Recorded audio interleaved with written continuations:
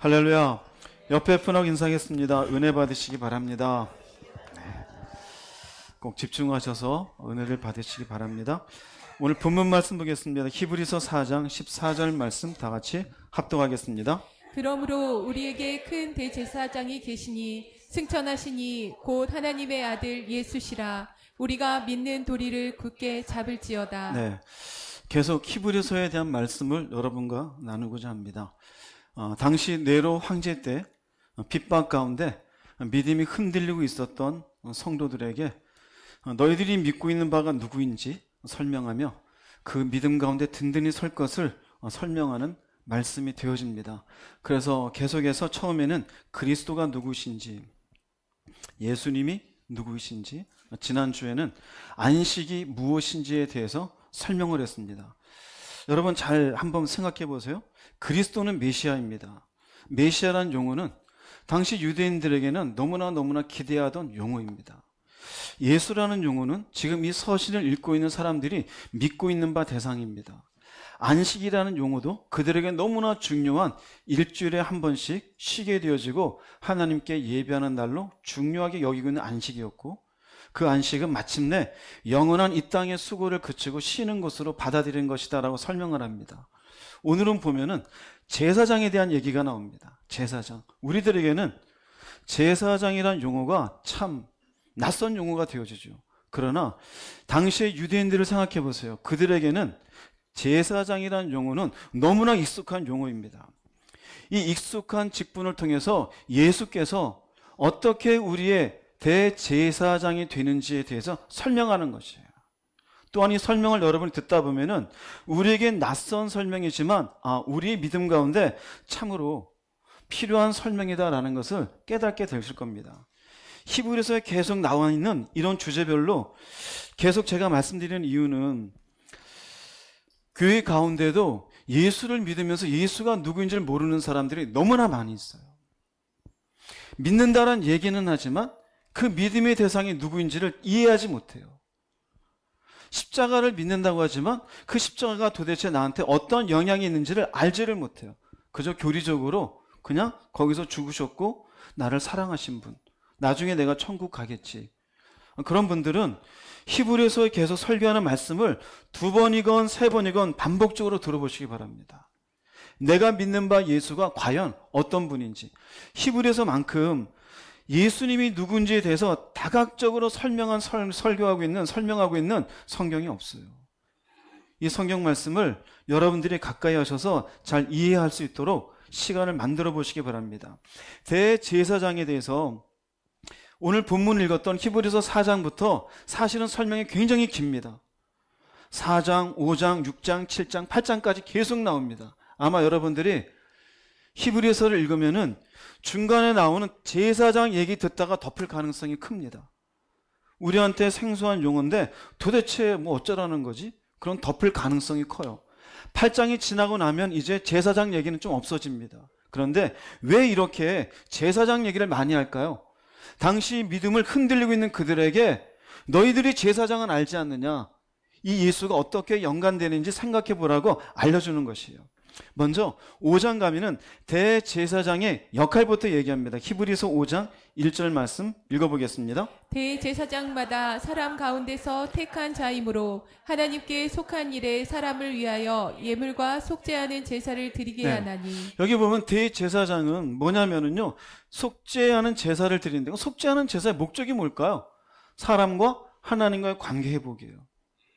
왜 관계 회복이 필요할까요? 무엇 때문에 관계가 깨진 거예요? 죄 때문에 관계가 깨진 것이에요. 관계가 깨져서 죄로 인하여 원래 죄의 값은 내가 받아야 돼요. 내가 거짓말을 했고, 내가 도둑질을 했고, 내가 누군가를 속였으면 죄값은 응당 내가 받아야 돼요. 그런데 속죄하는 방식은 인간의 죄를 대신해서 소나 양의 피를 대신 흘려주는 거예요. 그리고 대신 흘려주고는 이제 내가 지었던 죄는 어떻게 된 것으로 여겨져요?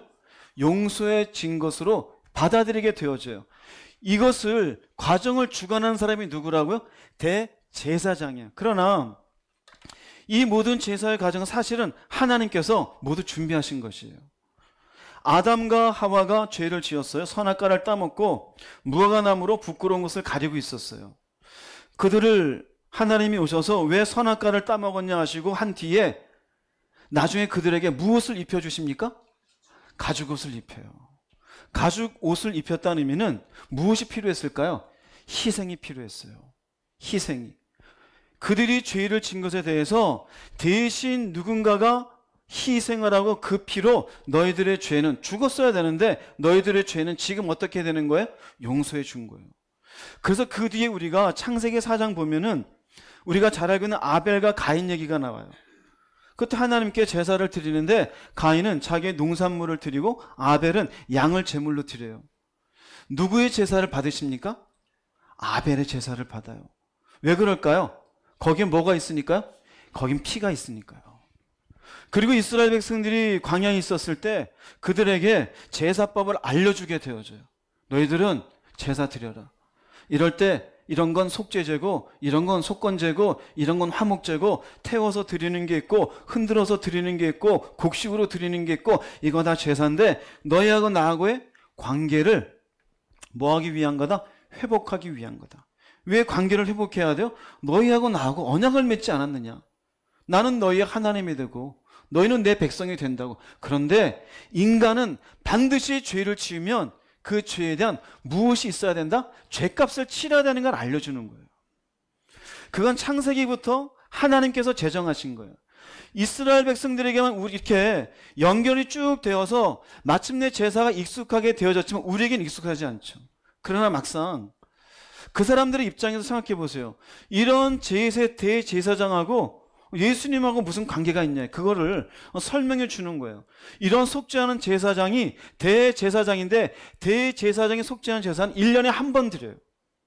평소에 내가 뭔가 잘못했을 때에는 이 잘못한 것을 놓고 소나 양을 잡아요. 근데 1년에 한 번은 모든 이스라엘 백성들을 모이게 해서 속죄일로 삼아요.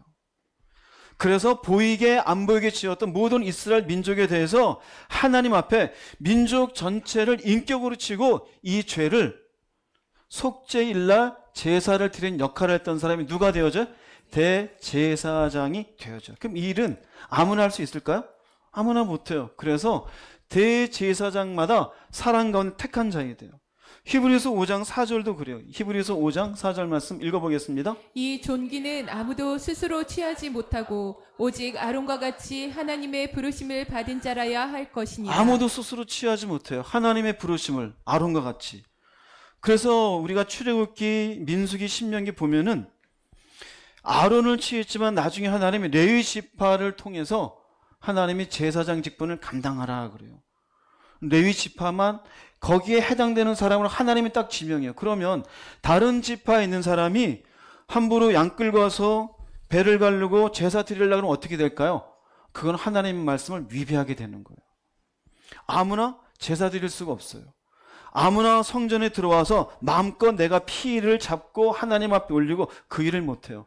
하나님의 부르심을 받은 자야 돼요. 여기까지는 지금 히브리서를 읽고 있는 유대인들은 너무나 익숙한 거예요.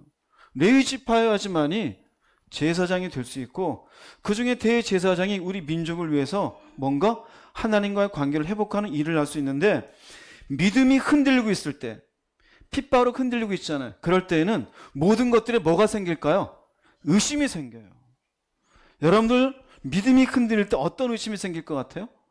지난주에도 얘기했죠? 진짜 천국이 있을까? 왜 그럴까요? 없으면 지금 사는 게 편하거든요. 있을까? 진짜 하나님이 내가 하는 모든 것들을 주관하는 게 맞을까? 내가 지금 은밀하게 하는 이걸 하나님이 보고 계실까? 2000년 전에 예수님이 날 위해 죽은 게 진짜일까? 이게 전부 뭐예요? 의심이에요. 당시에 유대인들을 치서는요, 핍박으로 점점 믿음이 약해지니 예수가 제사를 지냈다고? 아니, 혈통도 레위 지파가 아니잖아. 예수님의 혈통은 어느 쪽인 것 같아요? 유다 지파예요. 레위 지파는 아무 관계 없어요. 근데 유다 지파 사람인데 그가 무슨 제사장이야? 아버지는 목수였던 사람이잖아. 하물며 그가 피 흘린 게 뭔 관계가 있어? 죄를 용서하려면 뭐를 잡아야 돼요? 양을 잡든지 소를 잡아야 돼. 지금 여러분들에게 말씀드리는 것은 누구를 지금 이해시키기 위한 거예요? 당시 유대인들이 갖고 있는 그 종교적인 상식선에 의하면은 지금 점점점 핍박으로 인해 믿음이 무너져가니 예수님이 내 죄에 죽였다는 것에 대해서 의심이 자꾸 들어온 거예요. 이런 사람들에게 설명을 이제 해줍니다. 대제사장 그래 이렇다 이거예요. 속죄의 제사를 드리고 아무나 할 수 없다 이거예요.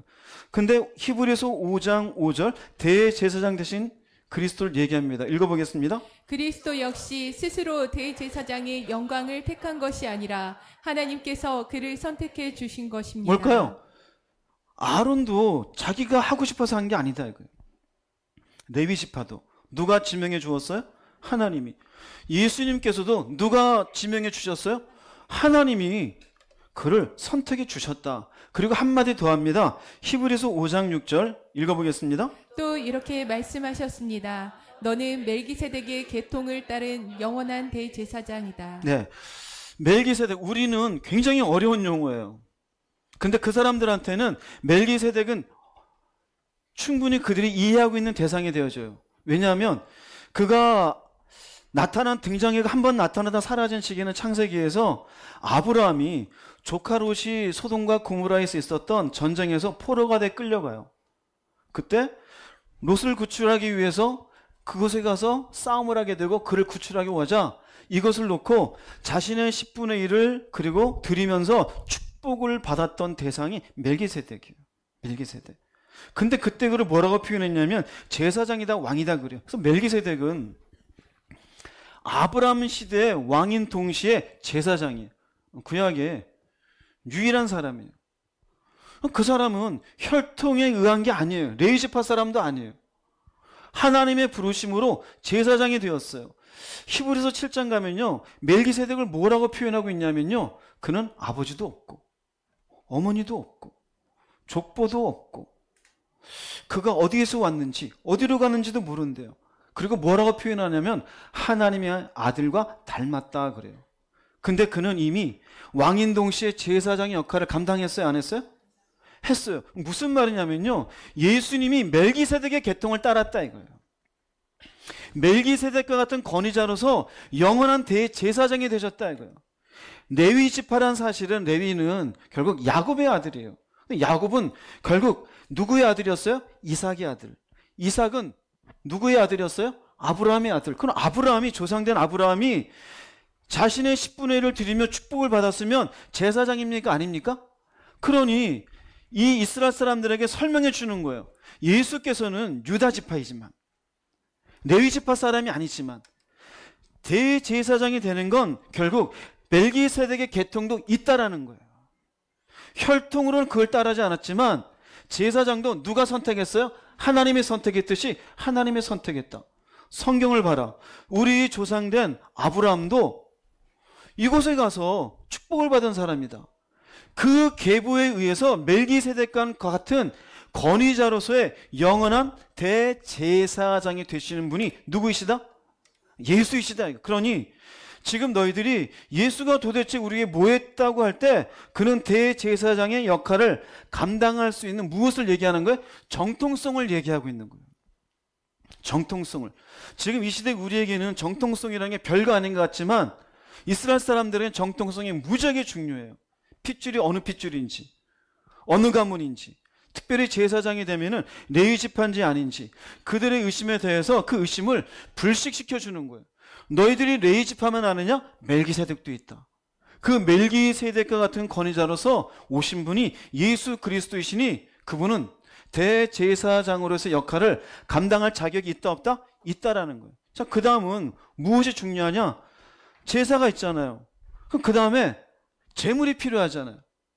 이건 이스라엘 사람도 알고 있는 거예요. 제물 되기 위한 모습을 히브리서 5장 7절 이어서 얘기합니다. 읽어보겠습니다. 그는 육체에 계실 때에 자기를 죽음에서 능히 구원하실 이에게 심한 통곡과 눈물로 간구와 소원을 올렸고 그의 경건하심으로 말미암아 들으심을 얻었느니라. 네, 이건 예수께서 십자가 지시기 전 주님 앞에, 하나님 앞에 겟세마네 동산에서 통곡하며 기도했던 모습이 되어져요.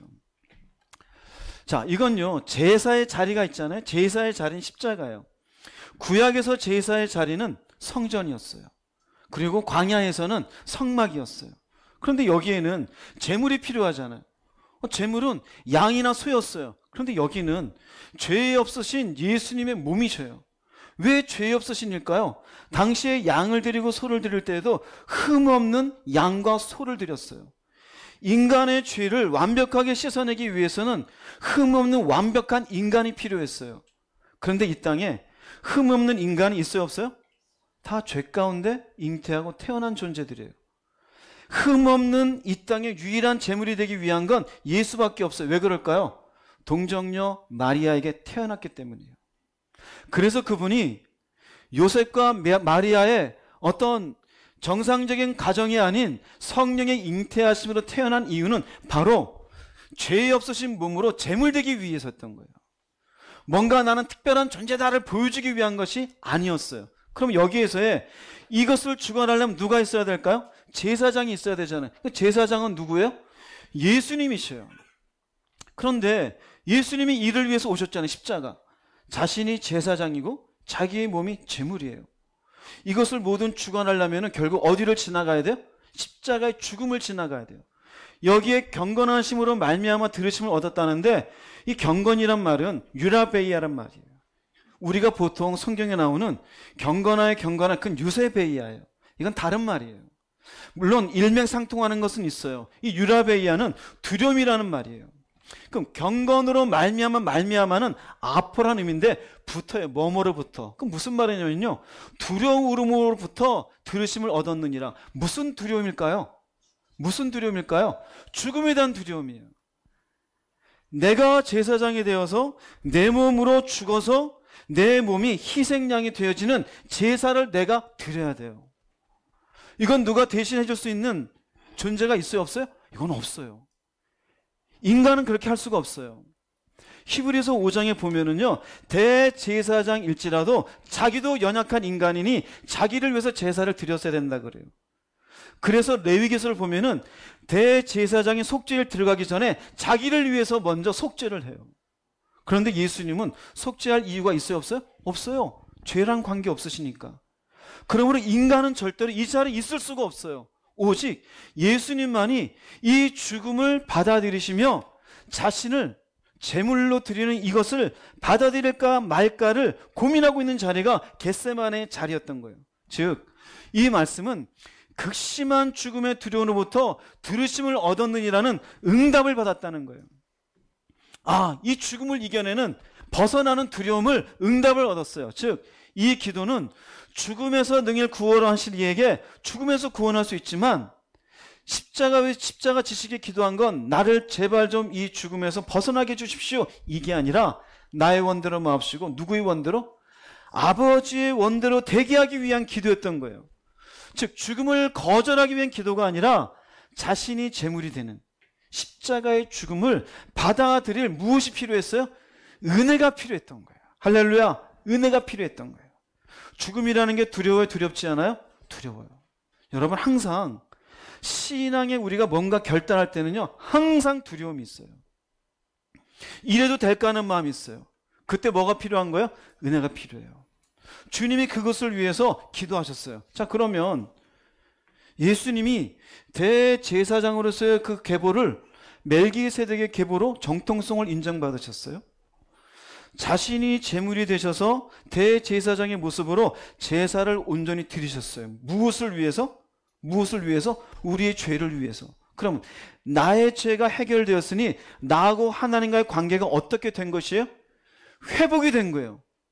그래서 그 다음에 히브리서 5장 8절 9절 이렇게 이야기합니다. 읽어보겠습니다. 예수님께서는 하나님의 아들이셨지만 고난을 통해 순종하는 법을 배우셨습니다. 그래서 예수님은 우리의 완전한 대제사장이 되시고 그에게 순종하는 모든 자에게 영원한 구원을 주셨습니다. 그분은 하나님의 아들이셨지만 의미는 안 받았어도 된다 이거예요. 그 대제사장의 역할을 감당하지 않으셨어도 충분하신 분이에요. 왜요? 그분 하나님의 아들, 즉 그분도 하나님이셔요. 하나님이 인간의 모습으로 오셨어도 나 죽지 않겠습니다 그러면 할 수 없는 거예요. 그런데요, 고난을 통해 십자가의 고난을 통해 순종하는 법을 배우셨다는 건 몰랐다는 얘기가 아니에요. 이 말은 죽음까지 받아들이는 순종을 통하여 무엇을 보이신 거예요? 순종의 본을 보이신 것이에요. 그런데 여기 보면은 우리의 대제사장 앞에 무슨 용어가 있어요? 완전한 대제사장이래요. 완전한. 이 의미는 우리와 하나님 사이의 관계의 회복을 위한 제사장으로서의 충분한 모든 과정을 다 마치셨다는 거예요. 조금 전에 말씀드렸죠. 인간이 죄를 지으면 죄의 대가는 반드시 무엇이다? 피 흘림이 있어야 돼요. 그것을 로마서 6장 23절에는 죄의 싹은 사망이라고 얘기해요. 즉 인간은 내 죄로 내가 죽어야 되는 거예요. 그러나 예수께서 십자가의 당신을 죽음 가운데 희생양으로 내어드리면서 완전한 대제사장으로서 인간의 죄를 용서하는 모습을 보인 거예요. 그리고 얘기합니다. 순종하는 모든 자에게 영원한 구원을 주십니다. 즉 지금 이 글을 읽고 있는 사람들에게 핍박 때문에 믿음이 흔들리고 있잖아요. 핍박이 있어도 죽기까지 순종하는 사람에게는 무엇을 주신다? 영원한 구원을 주신다. 즉 우리에게도 해당돼요. 삶이 힘들 때 있어요. 문제가 있을 수 있어요. 어려움이 있어요. 그런 순간에도 예수를 바라보면서 순종하는 사람에게는 구원이 있다 없다? 구원이 있게 되어져요. 우리의 딜레마는 거기 아닙니까? 구원은 있는데 지금의 현재의 삶이에요. 돈이 필요하고 사람의 문제가 있고 나도 나름대로 먹고 살고 싶고 재밌게 살고 싶고 내가 뭔가 바라는 성취를 위해 살아가요. 그런 순간순간 내가 누군가를 용서하고 이웃을 사랑하고 하나님을 온전히 섬긴다라는 것, 이거 쉬운 게 아니에요. 그럴 때 생각하라 이거예요.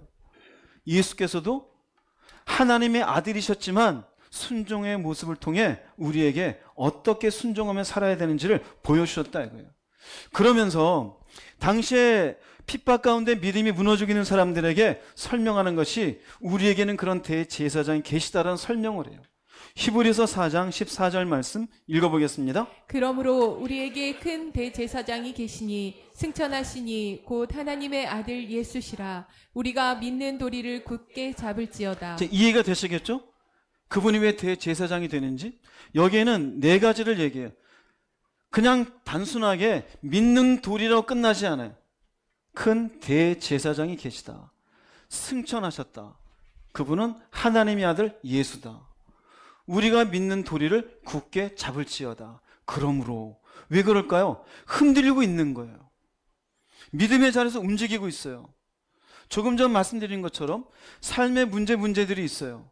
그런 문제들 앞에 내가 어떻게 붙잡을 수 있을까? 그럴 때 얘기해 주는 거예요. 하나씩 한번 보겠습니다. 먼저는 큰 대제사장이래요. 성경에 66권 중에서 대제사장 앞에 큰 자의 수식어가 붙는 건 오직 한 군데예요. 여기밖에 없어요. 아론도 저런 큰 자를 붙이지 못했어요. 그 어떤 제사장도 큰 자는 없어요. 근데 여기만 큰 자가 있어요. 그분은 큰 대제사장이다. 이 의미는 크게 보면 두 가지예요. 하나는 짐승을 제물로 삼은 인간 제사장과의 차별성이에요. 인간 제사장은 양이나 소를 잡았을 뿐이에요. 그런데 이분은 자신의 온 인생을 제물로 삼았어요. 그래서 그분은 큰 대제사장이에요. 또한 인간 제사장은 이스라엘이라고 하는 유대 민족이라는 한 민족의 죄만 용서했어요. 속죄일 때 유대인들만 용서받지 우리 한 민족은 아무 관계 없단 말이에요. 그런데 예수께서 죽으시고 제사를 올려드린 건 온 인류의 죄를 속하는 제사를 지내신 거예요. 그러므로 우리에게는 큰 대제사장이 있다는 고백은 역시 당시의 히브리인들에게만 해당되는 게 아니라 오늘 살고 있는 주님의 음성교회에 우리에게도 해당되는 말씀인 줄 깨달으시기 바랍니다. 그분은 우리의 큰 대제사장이 되는 거예요. 히브리서 9장 12절 말씀 읽어보겠습니다. 염소와 송아지의 피로 하지 아니하고 오직 자기의 피로 영원한 속죄를 이루사 단번에 성소에 들어가셨느니라. 예, 그분이 죽으신 건 하나입니다. 자기의 피로 영원한 무엇이에요? 속죄예요. 속죄의 의미가 뭘까요? 용서해 줬다는 거예요. 여러분 신앙에 우리가 달리기에 땅 스타트 소리 있잖아요. 우리 신앙의 출발점이 어딘지 아세요? 내가 죄인이라는 고백이에요. 내가 죄인인데 주께서 내 죄를 용서해 줬습니다. 이 속죄를 모르면은요, 그저 교회에 왔다 갔다 하는 교인이에요. 다시 시작해야 돼요. 우리를 위해서 속죄를 이루신 그분의 피를 어떻게 할 수 있겠어요? 내가 죄인임을 모르면 주님의 십자가의 은혜는 나랑 아무 관계 없어요. 그런데 교회 안에 교리적으로만 알고 있는 사람들이 믿는다고 생각해요. 아는 것과 믿는 것은 달라요. 잘 생각해 보세요. 왜냐하면 내가 죄인인 것은 반드시 죄값을 나는 죽게 되는 운명을 갖게 돼 있어요. 그 운명의 끝에 심판이고 그 심판 이후에 지옥이 있는 것을 내가 전부 믿음으로 바라볼 수 있을 때 이 죄의 무게가 얼마나 큰지를 알 수 있어요. 교리적인 사람은 내가 죄인이야 라는데 심판을 믿지 못해요. 지옥의 힘이에요. 그래서 예수가 나를 위해서 죽었다는 사실도 그럴까라는 의구심만 있지 그 속에 감사함이 없게 되어져요. 살펴보세요. 예수께서는 왜 고민을 하셨느냐? 속죄를 위해서요. 단번에 성소에. 즉 그분께서 하나님과 우리의 관계를 회복시키시는 피의 제사를 드리셨다라는 그런 의미에서 그분은 큰 대제사장이 되어져요. 히브리서 9장 25절 26절 읽어보겠습니다. 대제사장은 1년에 한 번 자신의 피가 아닌 동물의 피를 가지고 지성소로 들어갑니다. 그렇다고 그리스도께서 자신을 제물로 드리기 위해 매번 하늘로 올라가신 것은 아닙니다. 만일 그래야 한다면 그리스도께서 세상이 창조되었을 때부터 고난을 자주 받으셔야 했을 것입니다. 그러나 그리스도께서는 단 한 번 오셔서 자신을 제물로 드림으로 모든 죄를 깨끗하게 하셨습니다. 네, 자신을 제물로 드리는 대제사장의 역할을 충분히 완수했어요, 안 했어요? 완수하셨어요. 왜 큰 대제사장이냐? 인간 대제사장은 1년에 한 번 속죄일이라 그랬죠? 가야 돼요. 근데 주님은 그렇지 않아요. 한 번 죽으심으로 말미암아 모든 죄를 어떻게 하셨어요? 깨끗하게 하셨어요. 그렇기 때문에 그분이 단순한 대제사장이 아니라 어떤 대제사장? 큰 대제사장이 되어져요. 그래서 조금 전에 보셨던 히브리서 4장 14절의 말씀, 우리에게는 큰 대제사장이 계시니, 그 말은 우리의 죄를 용서하기 위해 자신의 몸을 제물로 삼은 예수께서 계시니, 그 말이에요. 그 다음에 이렇게 얘기합니다. 그분은 곧 승천하신 분이라 그래요. 승천하신 분. 승천은 뭘까요? 죽음을 이기시고 부활했다는 얘기예요. 이런 존재가 있을까요? 죽으신 것도, 그 다음에 부활한 것도, 그 다음에 하늘로 올라간 것도 우리가 이해할 수 있는 얘기들이 아니에요. 그럼 믿음의 대상이에요. 그분은 이 땅에 계시지 않고 죽음을 이기고 부활했다 이거예요. 이게 누구라는 거예요? 너희가 믿는 예수라는 거예요. 이 듣고 있는 대상은 누구일까요? 핍박 가운데 흔들리고 있는 성도들이라고요. 우리식으로 하면 삶의 문제 때문에 흔들리고 있는 거예요. 먹는 문제, 입는 문제, 자녀 문제, 성공하는 것, 돈 버는 것, 재밌게 사는 것, 노는 것, 이런 걸로 흔들린 사는 사람들에게 생각하라 이거예요. 그분은 죽음을 이기시고 부활하신 분이다 이거예요. 그분의 부활에 대한 설명을 두 군데만 볼게요. 고린도전서 15장 15, 16절 읽어보겠습니다. 만일 죽은 사람이 다시 살아나지 못한다면 하나님이 그리스도를 다시 살리지 않으셨을 것입니다. 만일 죽은 사람이 다시 살아나지 못한다면 그리스도도 다시 살아나지 못하셨을 것이며. 네, 주님이 승천하신 분이란 중요한 이유는 우리들에게도 의미가 있다 이거예요. 즉 그리스도를 다시 살리지 않았으면 우리도 못 살아나요. 그분이 살아났다는 의미는 우리도 어떻게 하기 위한 거예요? 다시 살리시기 위함임을 믿으시기 바랍니다. 이게 우리에게 얼마나 큰 힘이 되겠어요. 사람이 살면서 제일 두려운 것은 죽음의 문제예요. 죽을까 봐. 그게 독이 되어서 모든 우리 인생 영역에 영향을 미치는 거예요. 애를 키워도 잘못될까 봐. 뉴스를 보다가 갑자기 우리 애와 연결지어서 이러다 사고 날까 봐. 애가 망가질까 봐. 상처 날까 봐. 왜 그럴까요? 자기 스스로가 죽음에 대한 두려움이 사라지지 않아서 그래요. 내가 살면서 때로는 실패할 수도 있죠. 때로는 생각지 않았던 일들을 경험할 수도 있죠. 그런데 딱 뭐가 들어와요? 이러다 내 인생 망하는 거 아니야? 그게 뭘까요? 죽음의 독이 내게 영향을 미치는 거예요. 죽음을 이기셨다는 이것이 마침내 우리도 다시 살 수 있게 되어지면은 관계가 없게 되어져요. 이 땅에서 내가 1의 모습으로 살든 10의 모습으로 살든 결국 내가 갈 곳은 이 땅이 아니라 어디입니까? 하늘나라예요. 지난주 설교에 의하면 안식을 누리는 게 중요하지 이 땅에 내가 억을 가지든 천억을 가지든 안식은 없어요. 대통령이 되든 거지가 되든 안식은 없어요. 얼마나 귀합니까? 마침내 주님이 우리에게 보여주시는 것은 그분은 우리에게 너희도 살아날 수 있음을 보여주시는 것이에요. 고린도전서 15장 20절 22절 읽어보겠습니다. 그리스도께서는 죽었다가 다시 살아나 죽은 사람들의 첫 열매가 되셨습니다. 죽음이 한 사람을 통해서 온 것처럼 죽은 사람의 부활도 한 사람을 통해서 왔습니다. 아담의 죄로 모든 사람이 죽은 것 같이 그리스도로 모든 사람이 다시 살게 될 것입니다. 성경은 얘기합니다. 그분이 죽은 사람들의 첫 열매가 되었대요. 저는 뭐 가소원 안 해봐서 모르겠습니다만 당연히 상식적으로 그럴 것 같아요. 모든 나무에 있는 가지에서 갑자기 어느 하루에 갑자기 열매가 뭐 똑같이 빵 사과가 됩니까? 그렇진 않겠죠.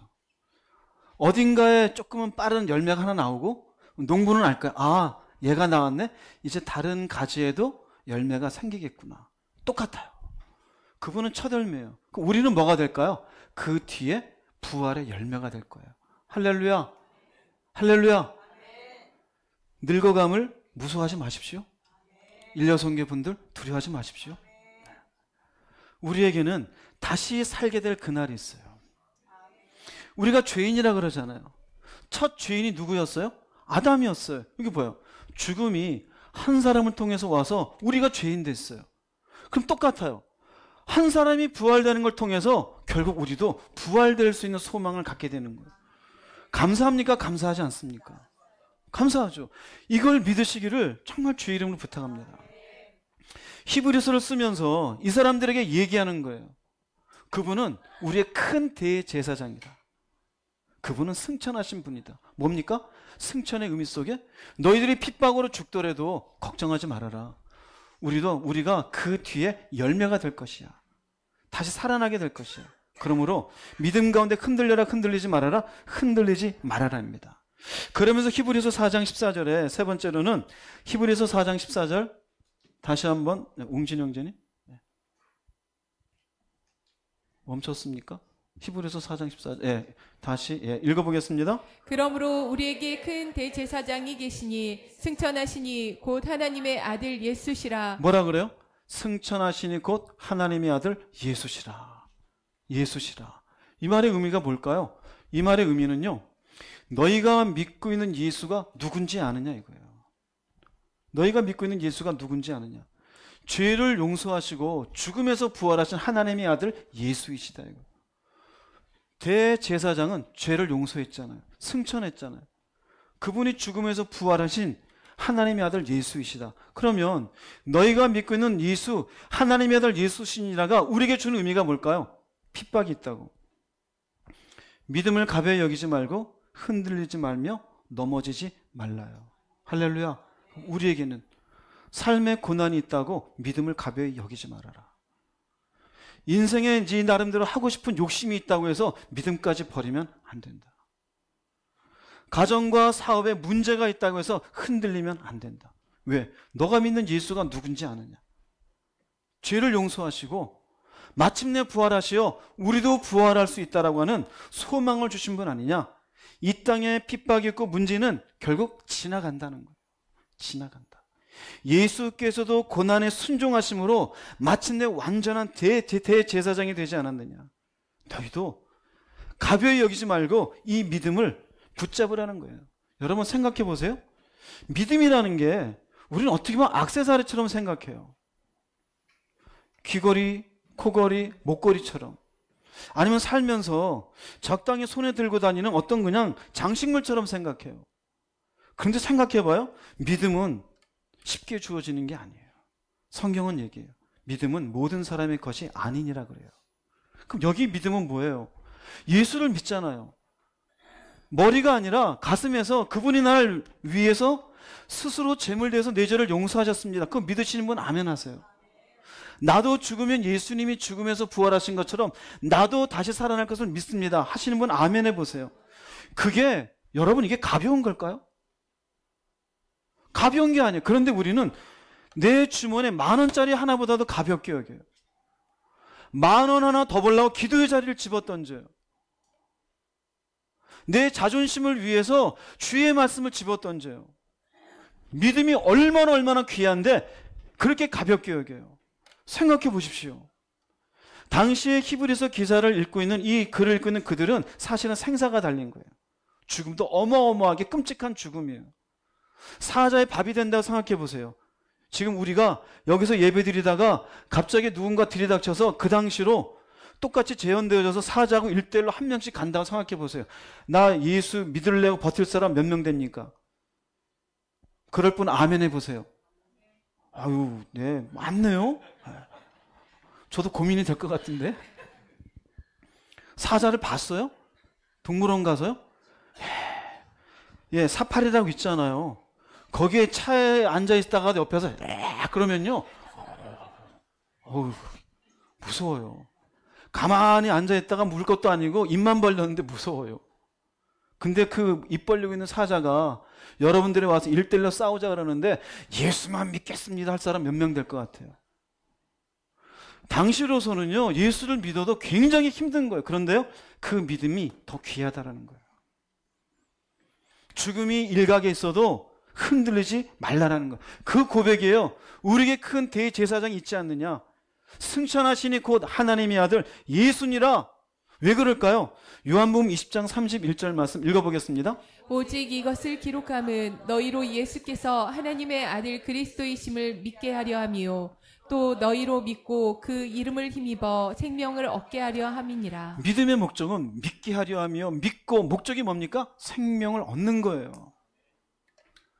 예수 믿고 부자 되는 게 아니에요. 만사 형통한 게 아니에요.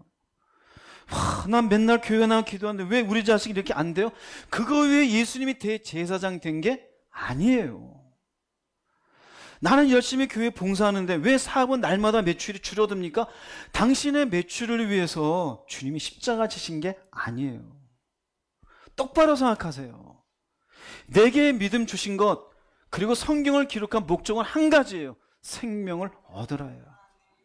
생명을 얻으라. 그럼 이 가정에 뭐가 있을까요? 자존심도 구겨질 수 있어요. 물질적인 어려움도 있을 수 있어요. 세상이 찌꺼기 같은 인생이 될 수도 있어요. 바울도 그랬어요. 바울은 주의 복음을 전하는데 그가 인정을 받으면 영광 가운데 있었습니까? 아니요. 40에 하나 감한매를 5번이나 맞았다 그래요. 배가 파손된 그 끔찍함 속에 있었다 그래요. 뱀에게도 물렸다 그래요. 사람들에게 얻어터지고 돌에 맞고 그리고 40일 40주야를 있었다 그래요. 너무나 힘든 시간들이에요. 헐벗었고 굶주렸다고 고백해요. 그런데 무엇을 붙잡은 거예요? 믿음을 붙잡은 거예요.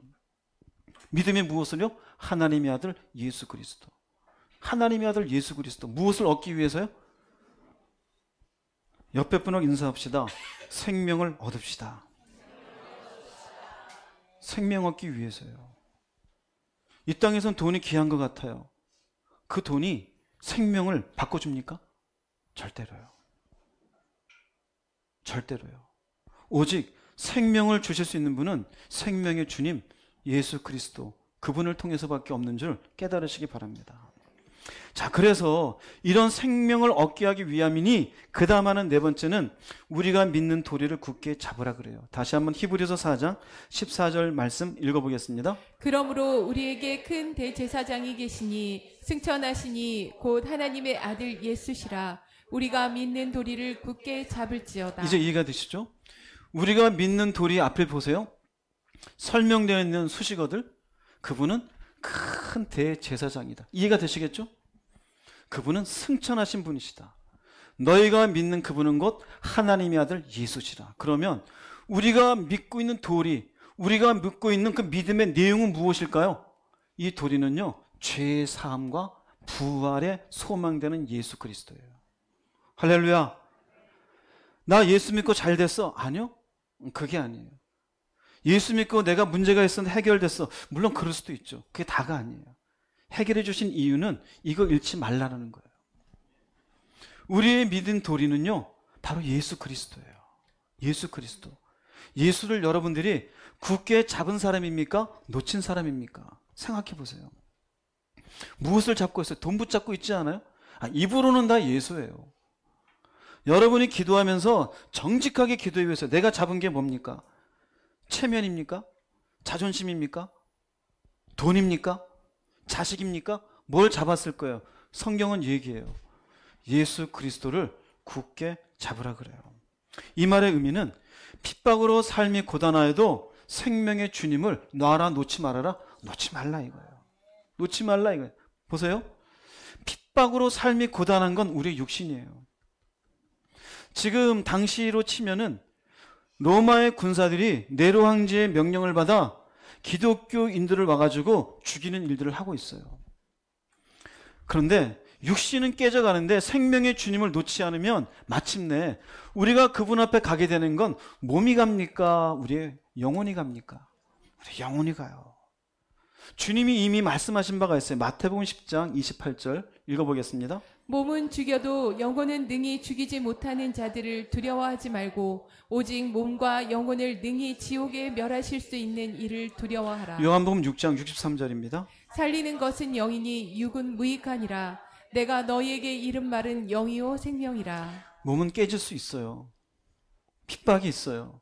그런데 영혼은요 죽이지 못해요. 그러니 두려워하지 말라 이거예요. 하나님 어떤 분이셔요? 몸도 영혼도 능히 지옥에 멸한대요. 그런데 우리가 두려워해 안 두려워해? 안 두려워하죠. 그게 어떤 증거 있어요? 몸을 위해서 살잖아요.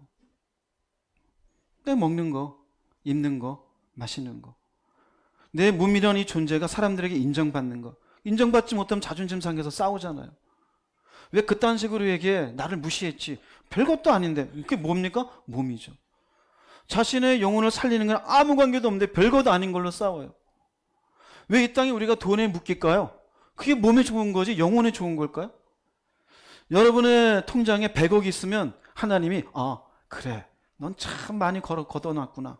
내가 네 영혼은 걷어줄게. 그럴까요? 그 10,000원도 없으면 야, 넌 게으른 인간이구나. 천국 못 들어와. 그럴까요? 아무 관계 없어요. 자기 몸만 위해 살아요. 그 사람이 믿는 도리를 굳게 잡은 사람이 아니에요. 주께서는 명확하게 얘기해요. 살리는 건 뭐예요? 영이에요. 육은 어떻게 해요? 극단적으로 얘기한 건 해요. 육이 무익하진 않아요. 육이 있어요? 내 영적으로도 하나님 앞에 살긴 살아요. 그러나 대비시키기 위해서 말씀해 주신 것이에요. 살리는 것은 영이에요. 할렐루야. 예수께서 우리의 죄를 위해서 죽으신 건 우리의 영을 위해서 죽으신 거예요. 하나님과의 관계가 회복이 되어져 하나님과 우리가 교제할 수 있는 건 내 영으로 영이신 하나님과 교제하는 거예요. 그러므로 우리의 믿는들의 생명을 누리는 건 내 지금의 이 몸이 아니에요. 다른 몸을 입은 그러나 영혼은 지금의 내 영혼이에요. 이 영혼이 마침내 하나님 앞에 나아가 생명을 누리게 되어져요. 할렐루야. 그러므로 믿는 도리를 잡아야 됩니까? 안 잡아야 됩니까? 잡아야 돼요. 제발 이 몸 때문에 하기 싫어. 하고 싶어. 먹을래. 안 할래. 이게 아니라 내 영혼에 유익이 되는지 안 되는지, 구원받는 일에 도움이 되는지 안 되는지 생각해 보시기 바랍니다. 데살로니가 전서 5장 9절 말씀 읽어보겠습니다. 하나님이 우리를 세우심은 노하심에 이르게 하심이 아니요 오직 우리 주 예수 그리스도로 말미암아 구원을 받게 하심이라. 이게 구원이에요. 이해되시겠죠? 오직 우리 주 예수 그리스도, 오늘 말씀에 의하면 대제사장이 되시는 분, 죽음을 이기시고 부활해 주신 분, 우리는 이분을 믿고 있는 거예요. 구원을 받는 건 결국 무엇을 누리는 것이다? 생명을 누리는 것이다. 이해가 되시겠죠? 네. 구원받는 건 생명을 누리는 거예요. 어디에 가지 아니하고 노하심에. 이 노하심은 어디로를 얘기하는 걸까요? 심판이에요. 지옥을 얘기하는 거예요. 그러므로 예수 그리스도 믿는 이 믿음의 도리를 잡아야 돼요? 안 잡아야 돼요? 잡아야 돼요. 돈 잡는 게 아니에요. 돈 잡는 게. 성공이 중요한 게 뭐가 성공이에요?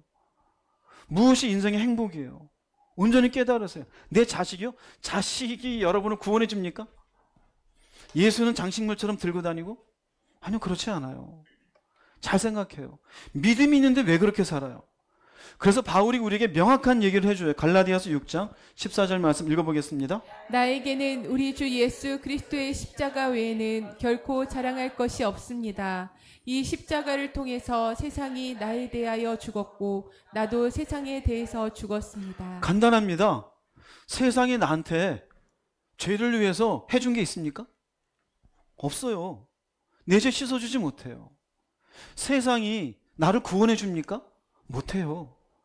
내가 자존심을 세웠다고 합시다. 누군가가 토론해서 이겼어요. 아내를 이기고 남편을 이기고 아니면 회사 상사를 이겼어요. 그게 구원해 줍니까? 남들보다 연봉이 많아서 한 달에 1,000만 원, 2,000만 원씩 벌었어요. 그 1,000만 원, 2,000만 원이 여러분의 죄를 씻어줍니까? 남들 모르게 비자금으로 1억, 2억 가지고 있었어요. 그걸로 마음껏 썼어요. 그게 여러분들로 인해서 하나님께서 구원의 길을 열어주는 게 되어져요? 세상은 아무것도 못해요. 그런데 우리 믿는 돌인 예수 그리스도는 어떻게 합니까? 우리 죄를 씻어주셨어요. 어떻게 해요? 자신을 제물 삼아서요. 그리고 스스로 부활하심을 말미암아 첫 열매가 되시고 너희도 부활할 수 있다라는 인생의 가장 무서운 죽음이라는 그 통과 의례를 쉽게 갈 수 있도록 허락해 주셨어요. 그러면 뭐가 중요할까요? 우리 주 예수 그리스도 십자가. 그거에 결코 자랑할 게 없다라는 거예요. 여러분의 자랑이 뭐예요? 성공도 가만 두면 뭐 대단하지도 않아요. 직급 올라가는 거. 그거 어쩌라고요? 팀장님이 되면 달라집니까? 사장 되면요 언제든지 제거할 수 있는 대상이에요. 매출이 한 2천 됐어요. 하나님의 눈으로 볼 때는 그게 뭐 대단합니까? 한순간에 낙엽처럼 떨어질 수 있어요. 별것도 아니에요. 그러나 나의 믿는 돌인 예수 그리스도를 붙잡는 건 절대로 떨어지지 않아요. 절대로 떨어지지 않아요. 이 믿는 도리를 굳게 잡으라는 것이에요. 왜요? 그분이 대제사장 되시니까. 히브리서 말씀은 참 친절합니다. 이렇게 설명을 하고 굳게 잡으라 그래요. 즉 히브리서 4장 14절에서 우리 믿는 도리인 예수를 굳게 잡으라. 그런데 그 다음 우리가 스스로 이런 믿음의 도리의 인생을 살려다 보니 사실 힘이 들어요? 안 힘들어요? 힘들죠. 힘든 인생을 위해서 주는 말씀이 있어요. 대제사장이신 예수님이 우리에게 제공하는 것이 있어요. 하나는 너희들이 힘든 가운데 믿음 생활하기 힘들다는 것 안다라는 거예요. 어려움이 닥치면 변질될 수 있다는 것 안다라는 거예요. 그게 히브리서 4장 15절입니다. 읽어보겠습니다. 우리에게 있는 대제사장은 우리의 연약함을 동정하지 못하시리가 아니요 모든 일에 우리와 똑같이 시험을 받으시니로되 죄는 없으시니라. 네, 히브리서 4장 15절은 조금 전 있는 히브리서 4장 14절 연결이잖아요. 14절 뭐라 그랬어요? 믿는 도리를 굳게 잡아라 그랬잖아요. 믿는 도리를 굳게 잡으라. 그런데 뭐예요? 근데 그분은 우리의 연약함을 이해한다 이거예요. 어떤 이해일까요?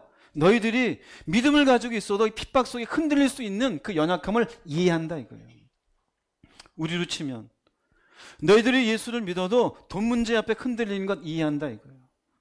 가난이라는 아픔, 사람들에게 배신이라는 아픔, 그 슬픔의 아픔, 그거 다 이해한다 이거예요. 즉 인간이 가진 한계와 연약함을 이해하시는 분이에요. 왜 그럴까요? 예수께서도 인간으로서 겪는 연약함을 똑같이 경험하셨기 때문에. 그러나 죄는 없으시니라. 죄를 지으면서 그런 일들을 행하신 것이 아니라 그분께서는 그로 인해서 인간의 모습으로 살면서 슬픔이 무엇인지, 가난이 무엇인지, 죽음에 대한 두려움이 무엇인지 이 모든 것들을 이해하신 분이다 이것이에요. 즉 이 의미는 너희들이 지금 로마의 압제로 인해서 무너질 수 있는 것 우리에게 있는 대제사장은 이해한다 이거예요. 그럼 그 다음 어쩌라는 것이냐? 그 다음 나오는 말씀이 중요해요. 옆에 주무시는 분이 계시면 이제 일어나세요 그러세요. 요것만 딱 들으면 돼요. 뭐라 그러시느냐? 두 번째는요. 그러므로 우리에게 은혜를 제공하신다 그래요. 히브리서 4장 16절 말씀 읽어보겠습니다. 그러므로 우리는 불쌍히 여김을 받았고 때를 따라 도우시는 은혜를 받기 위하여 담대하게 하나님의 보좌로 가까이 나아갑시다. 15절에서 우리의 연약함을 이해하신다 그랬잖아요. 그러므로 우리가 그런 연약함 속에 믿음을 저버릴 수 있는 존재인 것을 불쌍히 여기신다 이거야.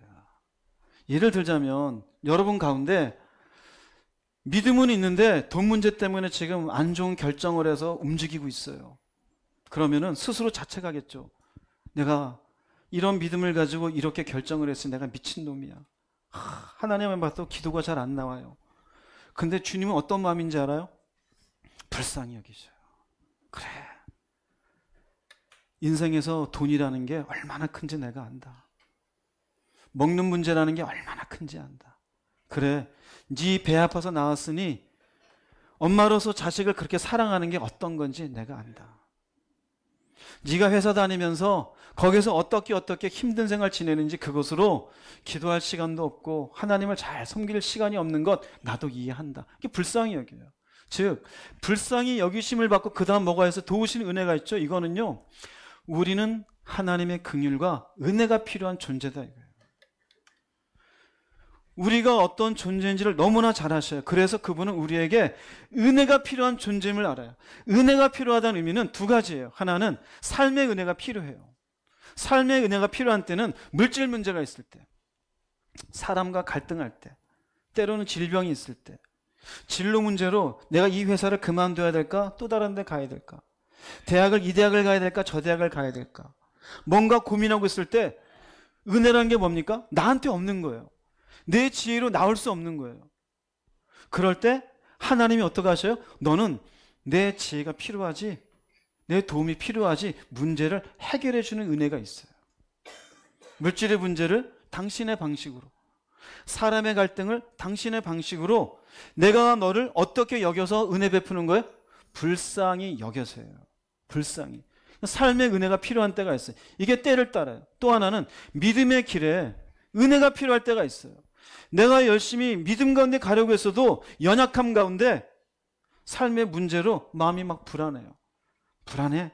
그래, 내가 너한테 평안을 줄게. 내 마음이 사람에게 상처받아서 아픔이 있어요. 그래? 그 아픔을 치료할 수 있는 은혜를 줄게. 너가 나를 잘 믿을 수 있는 말씀에 대한 깨달음을 줄게. 힘들지? 내가 위로함을 줄게. 믿음으로 사는데 용기가 필요하지? 내가 용기를 줄게. 나를 사랑하는 게 뭔지 잘 모르지? 그럼 내가 사랑을 줄게. 저 하늘의 안식에 대한 소망이 모자르지? 내가 소망을 줄게. 이게 전부 뭘까요? 믿음의 길에 은혜가 필요해요. 내가 예수를 딱 믿자마자 처음부터 그 믿음이 마지막 순간까지 단단하게 하나도 움직이지 않고 그대로 있을까요? 아니요. 은혜가 필요해요. 사랑이 필요해요. 깨달음이 필요해요. 지혜가 필요해요. 위로가 필요해요. 용기가 필요해요. 이게 전부 나한테 생기는 겁니까? 아니요. 소망이 내 거예요? 하나님 거예요. 믿음이 내 거예요? 하나님 거예요. 말씀은 하나님의 감동으로 지어진 것이에요. 이 감동된 말씀이 내 속에 깨달음으로 온다라는 건 누가 알려주신 것이에요? 하나님이 알려주신 것이 내 머리로 아는 게 아니에요. 위로라는 게 내 겁니까? 내가 나를 위로합니까? 하나님이 나를 위로해 주시는 거예요. 즉 때를 따라 도우시는 은혜가 필요한 존재인 걸 알아요, 몰라요? 알아요. 대제사장이신 예수님이 우리의 연약함 속에 그래 내가 너를 불쌍히 여기고 은혜가 필요하지, 너는 은혜를 받아야 될 존재야. 그럼 뭐 해야 됩니까? 그냥 주는 게 아니다 이거예요. 할렐루야. 그냥 주는 게 아니에요. 하나님의 은혜를 받기 위하여 하나님의 보좌로 가까이 나갑시다. 뭡니까? 기도하라 이거예요. 할렐루야. 자, 그러면 기도 없어요. 긍휼과 은혜는 필요한 존재인데 은혜를 받게 나간 게 없어요. 그러면 이 은혜를, 때를 따라 도우신 은혜를 받을 수 있을까요? 없을까요? 못 받아요. 그럼 어떤 문제가 생길까요? 날마다 근심하며 삶의 문제는 자기가 해결해야 돼요. 믿음의 길에 주님의 말씀에 대한 깨달음도 필요하고 위로도 필요하고 소망도 필요한데 점점점 없어져요. 그럼 뭐가 될까요? 바리새인이 돼버려요. 교리적인 신앙인이 돼요. 머리로는 아는데 못 살아요. 그래서 어떤 말이 나올까요? 어떻게 말씀대로 살아요. 그럼 문제는 어디에 있었을까요? 은혜를 받지 못했어요. 은혜를 받지 못한 건 뭐가 없었을까요? 기도가 없었어요. 자, 그럼 거꾸로 얘기해 봅시다. 기도가 있으면 어떻게 될까요? 은혜를 받게 되어져요. 그 은혜를 받아서 믿음의 길을, 소망을 가지고 가게 돼요. 삶의 문제는 있는데 평강이 있어요. 말씀을 펴고 읽는데 하나님이 주시는 깨달음이 있게 되어져요. 삶의 문제도 기도 가운데 은혜를 인해서 생각지 않았던 당신의 방식으로 갈등이 풀어지고, 회사의 문제가 해결되어지고, 물질의 문제도 하나님께서 해결해 주시는 것을 경험하게 되어져요. 그런 것들을 경험해 보신 분 아멘 해보세요.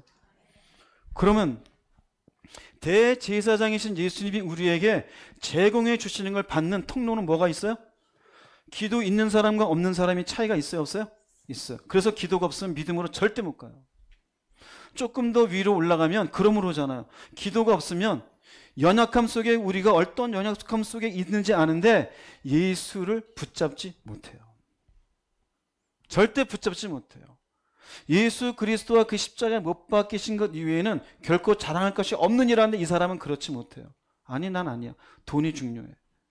성공이 중요해. 내 자식도 중요하고. 쭉 거슬러 속으로 들어가면 뭐가 없을까요? 기도가 없어요. 기도하려면 어떻게 될까요? 기도한다고 다 돼? 안 될 수도 있겠죠. 근데 기도도 하는데 그런 말 해요. 또 얘기해요. 기도하라. 뭐 기도한다고 해서 뭐 하나님 꼭 주는 것도 아니던데 뭐 부정적이에요. 이게 없는 사람은요, 경험해 본 사람은 더 기도해요. 그래서 신앙은요, 기억하세요? 빈익빈 부익부예요. 저 하나님이 나를 불쌍히 여겨서 은혜를 주시는 분이라는 걸 아는 사람은 더욱더 기도의 자리에 가요. 이걸 모르는 사람은 더욱더 기도의 자리를 멀리해요. 여러분들의 죄성의 성품을 은혜 없이 다스리며 살 것 같아요? 불가능해요. 철저하게 은혜는 내가 만드는 게 아니라 누가 주시는 거예요? 주님이 주셔요. 대제사장이신 예수님이 우리에게 주셔요. 기도의 자리를 생명같이 여기기를 주의 이름으로 축복합니다. 기도의 자리를 개떡같이 여기는 분들은 하나님의 긍휼만 있어요. 불쌍히만 봐요. 내가 줄 텐데 왜 기도 안 하냐? 왜 안 하냐? 안 해도 주면 안 돼요? 아니요. 왜 그럴까요? 그가 하나님에 대한 섬김이 없는 거예요. 신뢰도 없는 거예요. 내가 하나님께 기도한다는 인격적인 믿음이 있어야 하나님, 내가 이렇게 당신의 긍휼을 구합니다. 이런 삶에 문제가 있으며 내 믿음의 길에 문제가 있습니다. 라고 하는 걸 못 깨달아요. 그럼 뭐만 붙잡을까요? 조금 전에 봤잖아요. 그저 이 땅에서 몸에 필요한 것만 해요. 집 문제, 돈 문제, 애 문제, 사는 문제, 자존심 문제, 저 사람이 나한테 어떤 말을 했는지 안 했는지 기분이 좋고 나쁘고 전부 육신의 문제예요. 그리고 주일날 교회에 와서 나도 천국 가겠지. 제가 분명히 말합니다. 못 가요. 그분은 못 갑니다. 그분은 지옥입니다. 아무런 은혜도 없는데 어떻게 믿음의 길을 갈 수 있겠어요? 못 가요. 기도의 자를 개떡같이 여기는데 어떻게 하나님이 자신을 신뢰하지 않은 그 인생을 생명을 주는 인생으로 받아들이겠습니까? 바울 사도가 디모데에게 편지하면서 이렇게 고백해요. 디모데전서 1장 14절 읽어보겠습니다. 주님의 은혜가 나의 마음 가운데 가득 차고 넘쳤습니다. 그 은혜와 함께 그리스도 예수 안에서 믿음과 사랑도 내 속에 솟아났습니다. 은혜가 넘쳤대요. 그러니 뭐가 있어요? 믿음과 사랑도 솟아나요. 그럼 이분은 은혜가 가득 차게 넘치기 위해서 뭐 했을까요? 놀고 먹었는데 먹었는데 생길까요? 아니요. 시간을 써야 돼요. 할렐루야. 시간을 써야 돼요. 그러면 생각해 보세요. 그리스도 예수 안에서 그리스도 예수를 믿는 오늘의 주제로 치면 대제사장이시며 승천하신 예수를 믿는 믿음 가운데 사랑도 내 속에 있으니 이 사람은 믿음의 길을 갈까요, 안 갈까요? 이 믿음과 사랑은 누가 주셨을까요? 하나님이 주셨어요. 내게 아니에요. 그래서 신앙생활을 쭉 지나고 나면 성숙해지면 하는 고백이 나의 나 된 것은 내가 한 것이 아니요 하나님의 은혜로 된 것이니요. 하나님의 은혜로 된 것이에요. 똑똑해서 아니면 독해서 된 게 아니에요. 이렇게 이 사람은 예수 그리스도를 굳게 붙잡겠죠. 굳게 붙잡는 그 핵심으로 들어가면 이 사람은 어떤 자리가 있었어요? 기도의 자리가 있었다고요. 할렐루야. 옆에 분하고 이렇게 얘기합시다. 우리 기도합시다. 기도합시다. 은혜를 구하세요. 왜 나는 이렇게 늘상 세상도 아니고 하나님도 아니고 교회도 아니고 내가 뭐 이 땅에서 도대체 머리로는 아는데 왜 이럴까? 기도 안 해서 그래요. 여러분들이 바른 믿음의 길을 갈 수 있는 건 기도를 통해서 그분이 제공하시는 은혜를 받아야 돼요. 기도의 자리가 무너지는 순간 믿음도 사랑도 하나씩 없어져요. 은혜가 없어져요. 결단코 예수 그리스도를 붙잡는 인생이 될 수 없습니다. 여러분이 무너져 있는 기도의 자리가 있으면 다시 한번 생명 걸고 간절히 이 은혜를 구하는 인생 되시기를 주의 이름으로 축복합니다. 대충 기도 자리나 30분 했어. 그건 일단 빼고요. 그건 또 나중에 얘기할게요. 그런 기도가 아니에요. 여기 기도는요, 구하는 거잖아요. 그냥 앉아가지고 그냥 대충 줄라면 주고 말면 말고, 아유 목사님 기도하라니까 20분 지났는데 10분만 더 하고 가야지. 그 사람은요, 안 한 것보단 낫죠. 여기에 합당되어지는 기도가 아니에요. 나도 오늘 했어. 스스로 그냥 도장 찍고 가는 거예요. 여러분들이 기도할 때 내 속에 하나님의 은혜가 가득 차고 넘친 걸 확인하고 일어나세요. 할렐루야. 소리를 크게 지르라는 얘기가 아니에요. 시간을 많이 가지라는 얘기도 아니에요. 어느 정도 훈련이 되면요, 10초도 안 되어서 하나님의 은혜는 충만해요. 충만해. 할렐루야. 충만해요. 훈련이 안 되면요, 왜 금방 안 올까요? 회개하느라고요. 욕심을 회개하고 미움을 회개하고 세상 좋아했던 것 회개하고 그러다 3, 40분 가고 이제 됐다. 아니요, 안 된 거예요. 기도의 가장 본질적인 것은 내가 바른 예수 그리스도를 붙잡게 내게 제공해 주시는 은혜가 가득 찰 수 있도록 기도해야 돼요. 그러니 대충 기도하면 그 다음날 또 넘어지는 거예요. 또 싸우고 또 성질나고 하지 말라고 또 저지르고. 왜 그래요? 내 안에 내 연약함을 위해서 제공해 주시는 은혜가 없어서 그런 거예요.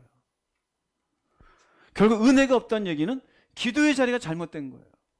모양만 내는 기도가 아니에요. 한나가 하나님 앞에 자식이 없어 기도할 때 소리를 크게 냈던 게 아니에요. 술 취한 듯이 옹알옹알하는 기도였어요. 그런데 하나님은 그 간절함을 받으셨어요. 반대로 예수님은 하나님의 은혜를 받아 십자가 지시기 위해서 땀방울이 핏방울 될 때까지 간절하게 기도하셨어요. 바울이 주의 은혜가 충만해지기 위해서 대충 기도했을까요? 간절히 기도했을까요? 간절이에요. 간절히. 은혜는 오직 예수 그리스도 그분께 있습니다. 요한복음 1장 14절 말씀 읽어보겠습니다. 말씀이 육신이 되어 우리 가운데 거하심에 우리가 그의 영광을 보니 아버지의 독생자의 영광이요 은혜와 진리가 충만하더라. 요한복음 1장 17절입니다. 율법은 모세로 말미암아 주어진 것이요 은혜와 진리는 예수 그리스도로 말미암아 온 것이라. 주님은 은혜와 진리가 충만해요. 은혜와 진리는 그리스도로 말미암아요. 주님이 우리에게 은혜를 준다고 하잖아요. 때를 따라 돕는 은혜를 받기 위해서 담대히 하나님의 보좌 앞에 나아갈지니라. 기도하라는 거예요. 우리를 긍휼히 여기셔요. 네가 연약한 거 안다. 돈 문제로 힘들어하는 게 인생인 걸 안다.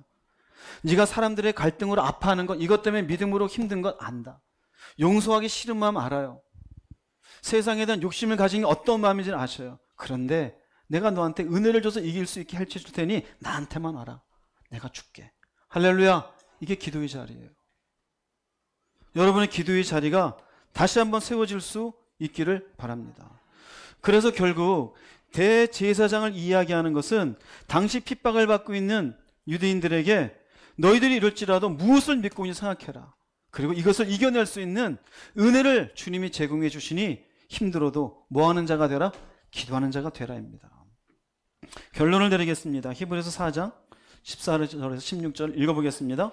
그러므로 우리에게 큰 대제사장이 계시니 승천하시니 곧 하나님의 아들 예수시라. 우리가 믿는 도리를 굳게 잡을지어다. 우리에게 있는 대제사장은 우리의 연약함을 동정하지 못하실 리가 아니요 모든 일에 우리와 똑같이 시험을 받으시니로되 죄는 없으시니라. 그러므로 우리는 긍휼하심을 받고 때를 따라 돕는 은혜를 얻기 위하여 은혜의 보좌 앞에 담대히 나아갈 것이니라. 네, 이제 쭉 연결이 되시겠죠? 그러므로 돼 있잖아요. 힘든 거 안다 이거예요. 핍박이 있으니. 근데 그분은 우리의 연약함을 안다 이거예요. 무너질 수 있다라는 거. 근데 우리에게 불쌍히 여기시고 은혜를 주니 너희들은 담대히 나가라. 그럼 무슨 말이에요? 믿는 도리를 굳게 잡게 되어진다입니다. 기도 안 하고 믿는 도리를 굳게 잡을 수 있다 없다? 못해요. 그러니 기도를 안 하면 벌써 서서히 딴 사람이 되는 거예요. 세상 속에 넘어가고, 교회 안에 자주 보이던 사람이 안 보이게 되어지고, 믿음의 사람과 교제하던 사람이 멀리 가게 되어져요. 왜 그래요? 기도의 자리를 멀리하니 은혜가 없어서 그래요. 여러분 자신을 보세요. 예수님을 믿으십니까? 예수님이 나의 죄를 위해서 십자가에서 제물 되신 걸 믿으시는 분 아멘 하세요? 나도 이 예수를 믿으면 죽음을 이기고 마침내 생명을 누릴 것을 믿으십니까? 그러면 은혜를 구하세요. 은혜 구하지 않으면 여러분들의 못된 성질 속에 무너져요. 여러분들의 욕망 속에 무너져요. 은혜 없으면 항상 우리의 눈은요, 시기와 질투와 욕심과 누군가를 향한 안 좋은 마음으로 넘쳐나요.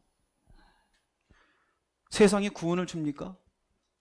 세상이 우리를 용서해 줬습니까? 우리를 용서하고 우리를 구원하실 분은 예수 그리스도밖에 없어요. 그 예수 그리스도 붙잡는 건 내가 살아있는 인생 동안 쉬운 일이 아니에요. 그래서 은혜가 있어야 돼요. 여러분은 어떻습니까? 머릿속에만 있는 믿음을 가지지 마시고 가슴 속에 있는 은혜로 믿음을 지켜내시기 바랍니다. 시간을 내지 않으면 결단코 기도의 자리는 없습니다. 바쁘다고 삶이 힘들다고 그럴 수 있어요. 대신에 은혜는 없습니다.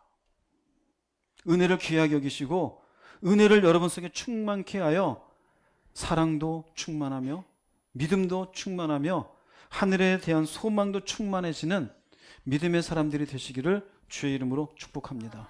기도하시겠습니다. 말씀을 생각하시면서 주님 한번 부르시고 통성으로 기도하겠습니다.